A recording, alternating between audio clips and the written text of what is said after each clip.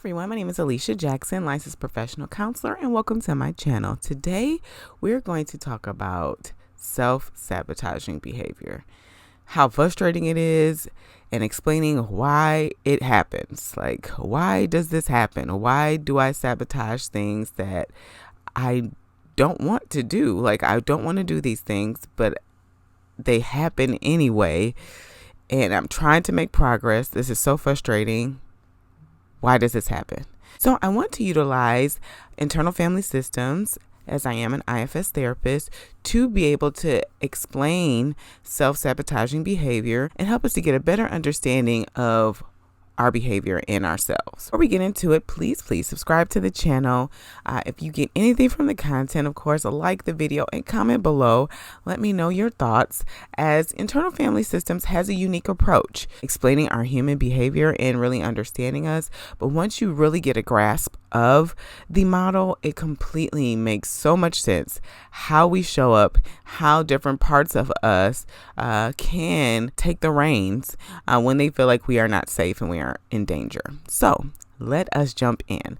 Self-sabotaging behavior. What is self-sabotaging behavior? So we're going to take a good old definition from Psychology Today. Self-sabotaging creates problems that interfere or get in the way of our long-standing goals, right? Our long-term goals that we have for ourselves.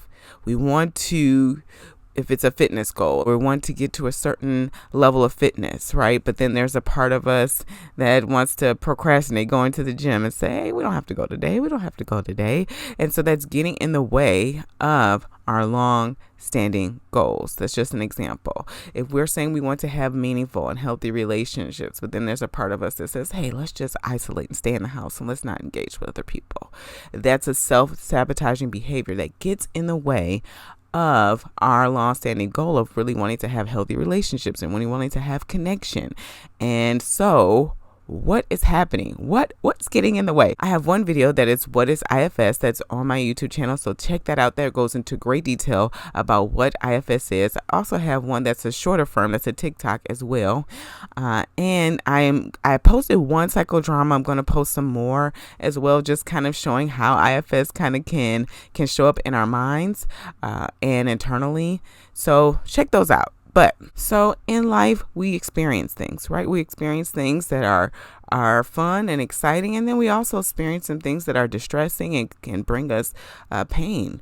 And when we experience things that bring us emotional pain or cause us distress, there are protectors. There are coping mechanisms you've heard, or defense mechanisms that do pop up and do take shape and form in our bodies. They hold space and they take up space in our bodies. That's how we protect ourselves. And so there are two different types of protectors. There are managers and there are firefighters. And self-sabotaging behaviors are definitely firefighters. So we're going to talk about, and you're overwhelmed. Well, let's prevent that by having this planner part. Or having this perfectionism part. That's a manager part. It's a very common manager part that makes sure everything has to be perfect. Everything has to be perfect. Well, you and I both know that that is not a realistic goal. Firefighters and the role that they play, but also talk about managers too, because managers and firefighters have a unique relationship. They truly have a unique relationship. Managers are more in the preventive role. They're on the front end. They are making sure that you feel, and notice I say feel in control at all times. Okay. So it may be a planner part who is just making sure we have every T and every I dotted, every T crossed, and making sure that you're not prepared, because if you've been caught off guard before, then embarrassment happens, or then you are left in a situation where you don't know what to do and you're scrapping and trying to survive. And that's the difficulty with the manager parts, because they are always working to feel in control. However, we are never really in control. And that's why we have firefighters to be a support for us. And I know it is weird to say this, right? Support for us, but they really are when managers have a failure, because they will. They will. Things will happen unexpectedly that we don't have any control over. We know that, right? We can't always get it right. We are going to make a mistake. Our managers have failures. And firefighters say, don't worry. We're here to make sure you feel in control at all times. Firefighters come in when a part of us that has experienced pain has been ignited or feels like, ooh, I think that's going to really be dangerous, and comes in to make sure it doesn't happen. So it has two strategies, a proactive strategy and a reactive strategy. Okay. So if it senses, okay, maybe you have a part of you that fears loss and fears being left alone. Okay. And so when you're entering in a new relationship and you're realizing, oh, this is getting really, really close and I'm really starting to like this person. This is dangerous. This is proactive firefighter. Let's sabotage this. Let's sabotage this relationship. Let's do something that's going to make this relationship not work, because I don't want to be in a space where I'm going to be left alone. So I'd rather be in control and in the relationship versus we get into a relationship and something bad happens, whether they leave or they betray me, or I just rather do it myself. That is an example of proactive strategy of a firefighter. On the other hand, reactive strategy of a firefighter is when something has pushed the button, right? Pushed the button internally in a part of you that has been holding pain. Okay. So say if there is a situation, let's use the same example. There's a part of you that fears loss, fears someone losing you, fears being alone, and then someone does it. A friend, you didn't expect it. You thought that this friendship was airtight and they left.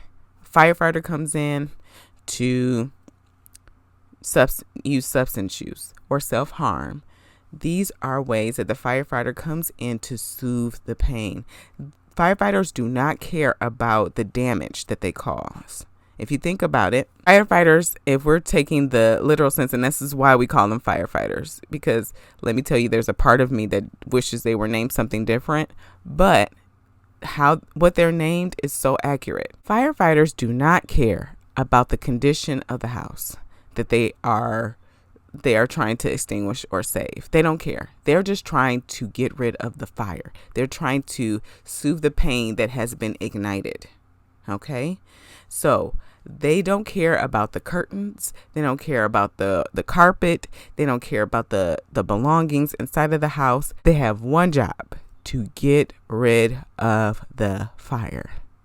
Our firefighters within us have one job: to soothe the pain. They don't care if it's going to get us off of our track of our long-term goals. They don't care if it's going to result in you like potentially losing your job because of substance use. They don't care if it's going to take you off your track of saving money to buy a home or to get a new vehicle. They're just going to, hey, buying us clothes makes us feel better, so we're going to do that. And that is the job of the firefighters. And that's their goal. They are faithful. They are loyal. We often, and I want to say this, sometimes there are some firefighters that we're growing to maybe have more of an appreciation. I'm saying this in quotes, appreciation for in our culture. You know, retail therapy has become more accepted, right?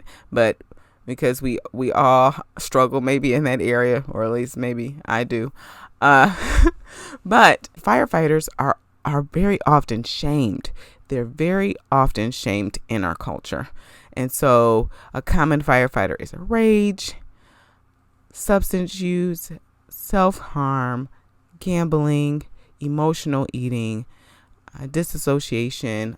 These are just ways, and they are unconscious. Mostly they are very unconscious. You don't know it's happening until you see yourself you're shopping on the site.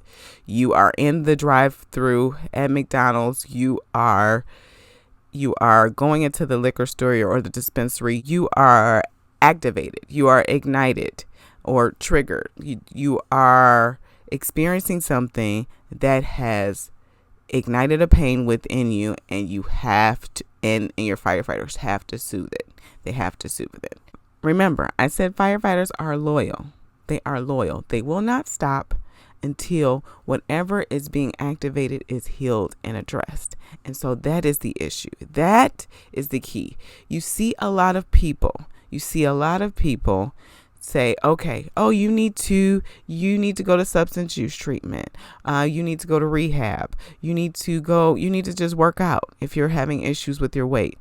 But they're not addressing the trauma or the emotional. They're not addressing the trauma or the emotional distress that's happening. Or you need to go to anger management. That's not it. There is a pain that is being activated within that person that is calling on their firefighters to show up to protect them. And so addressing that trauma that needs to be healed, so that firefighter does not feel the need to come in, and they can find a new job. They can find a new job within the system to be able to take care and protect that person. So if you know someone or you yourself, because can we be honest? All of us have firefighters. All of us have self-sabotaging behaviors that we participate in. And so if you feel yourself having those behaviors and you're noticing them now that you're watching this video and you're like, I wonder if that's a self-sabotaging behavior, and I wonder what's triggering that. Then become curious about it. Become curious about it to understand yourself better, and then understand others as well. And see if you need to start your healing journey. Not every therapist is an IFS therapist, and that's okay. There are other ways to heal trauma. I'm not saying because I'm an IFS therapist that that's the only way. It is a treatment modality that fits well within my system. And I have seen so much work and so much clarity that individuals get from it. So I am a champion of IFS and think that it's a great treatment modality.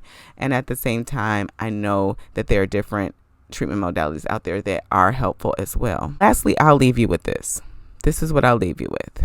In IFS, we know that any protector, manager, or firefighter, that their true intent is to make sure that you are safe. And so we know that there are no bad parts. All parts are just coming in with the intention to make sure you are safe. And so we learn to love and appreciate those parts. Not saying that we like their results, not saying we like their methods, right? But we love and appreciate them for the work that they do because they feel it is necessary. They feel it is necessary because, unfortunately, whatever has happened in our distressing events or trauma that's happened in your life, it feels like it doesn't trust you to be able to handle it. So they have to jump in. That is an assumption that the protectors make. And so a part of therapy is helping them to build that relationship with self, to be able to trust you so that, hey, they don't have to do that job anymore. And they can be able to release those experiences, those beliefs of those experiences, and be able to heal. So love on your firefighters today. And I know that's a challenge because oftentimes we do not like the results that our firefighters bring into our lives, these self-sabotaging behaviors. And at the same time, their intent is to protect us. Let me know your thoughts. Of course, if you found this video intriguing, of course, like the video. Subscribe to the channel. Thank you so much for my new subscribers. I truly appreciate your feedback. And as always, be cool, be calm, be centered. Peace.